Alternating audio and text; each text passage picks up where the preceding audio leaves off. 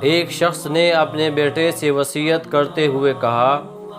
بیٹا میرے مرنے کے بعد میرے پیروں میں یہ پھٹے پرانے موزے پہنا دینا، میری خواہش ہے مجھے قبر میں اسی طرح اتارا جائے۔ باپ کا مرنا تھا کہ غسل و کفن کی تیاری ہونے لگی،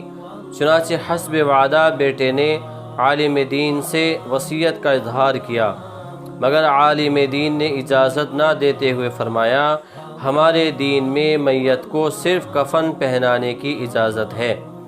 مگر لڑکے نے کافی اصرار کیا، جس کی بنا پر علماء شہر ایک جگہ جمع ہوئے تاکہ کوئی نتیجہ نکل سکے۔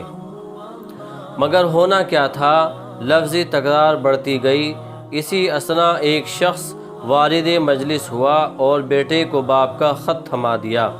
جس میں باپ کی وصیت یوں تحریر تھی، میرے پیارے بیٹے، دیکھ رہے ہو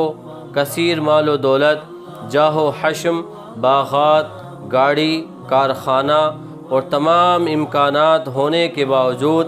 اس بات کی بھی اجازت نہیں کہ میں ایک بوسیدہ موزہ اپنے ساتھ لے جا سکوں۔ ایک روز تمہیں بھی موت آئے گی، آگاہ ہو جاؤ کہ تمہیں بھی ایک کفن ہی لے کے جانا پڑے گا، لہٰذا کوشش کرنا کہ جو مال و دولت میں نے ورثاء میں چھوڑی ہے اس سے استفادہ کرنا، نیک راہ میں خرچ کرنا، بے سہاروں کا سہارا بننا، کیونکہ جو واحد چیز قبر میں تمہارے ساتھ جائے گی وہ تمہارے اعمال ہوں گے۔